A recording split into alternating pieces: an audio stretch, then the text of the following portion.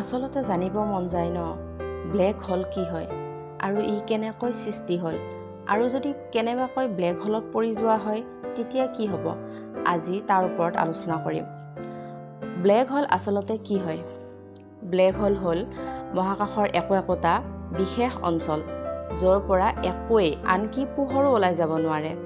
যদি কোনো বস্তু ইয়াৰ ভিতৰত সোমাই যায় কিন্তু বাহিৰলৈ ওলাই আহিব নোৱাৰে, যাৰ বাবে ইয়াক এটা অন্ধকাৰ কুঁৱা সদৃশ্য বুলি ক'ব পাৰি।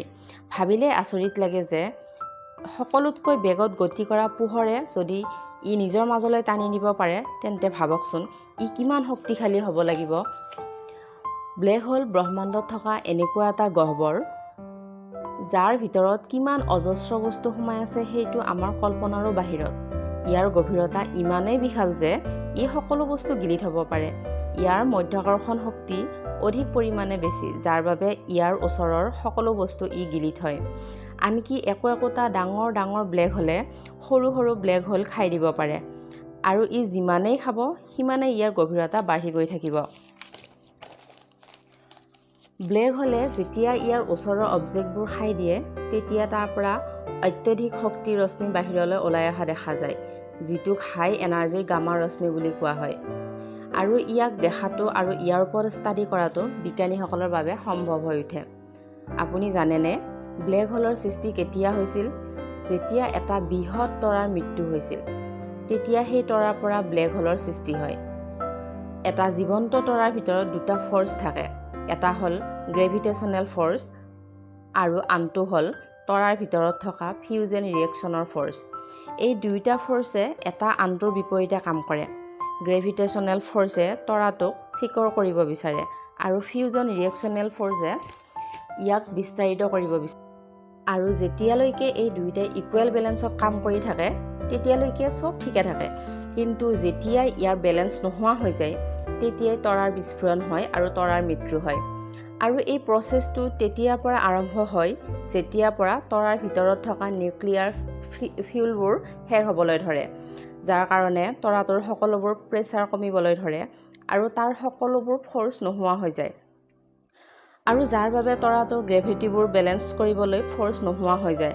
আৰু এই গ্ৰেভিটিবোৰ তৰাটোৰ ভিতৰত বহুত বেছি পৰিমাণে ফ'ৰ্চ দিয়ে, যাৰ বাবে তৰাটোৰ বিস্ফোৰণ হৈ যায় আৰু মৃত্যু হয়।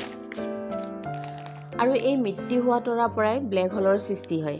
এই ব্লেক হোল বহুত বেছি পৰিমাণে মধ্যাকৰ্ষণ শক্তি বা গ্ৰেভিটি থাকে। এই ব্লেক হোলৰ এটা ছাৰফেচ এৰিয়া থাকে আৰু ইয়াক ব্লেক হোলৰ বাউণ্ডেৰী বুলিও ক'ব পাৰি, আৰু ইয়াৰ নাম হৈছে ইভেণ্ট হৰাইজন। এই ছাৰফেচ এৰিয়াটো ইমান বেছি শক্তিশালী যে ইয়াৰ পৰা কোনো বস্তু ৰিটাৰ্ণ হ'ব নোৱাৰে বাবে ইয়াক পইণ্ট অফ ন' ৰিটাৰ্ণ বুলি কোৱা হয়। এই হৰাইজনটোৱে তাৰ ওচৰৰ সকলো বস্তু তাৰ নিজৰ ফালে টানি আনে আৰু সকলোবোৰ গিলি থয়। এই ব্লেক হোলে যিমানেই বস্তুবোৰ খাব সিমানে ইয়াৰ গভীৰতা আৰু আকাৰ বাঢ়ি গৈ থাকিব আৰু ইয়াৰ লগতে তাৰ ন' ৰিটাৰ্ণ জ'নটো বাঢ়ি গৈ থাকিব। ব্লেক হোলৰ কোনো আকাৰ নাথাকে আৰু ই বিভিন্ন প্ৰকাৰৰ হ'ব পাৰে। ব্লেক হোলৰ 4টা প্ৰকাৰৰ আছে: মিনিয়েচাৰ, ষ্টেলাৰ, ইণ্টাৰমিডিয়েট আৰু ছুপাৰমেছিভ।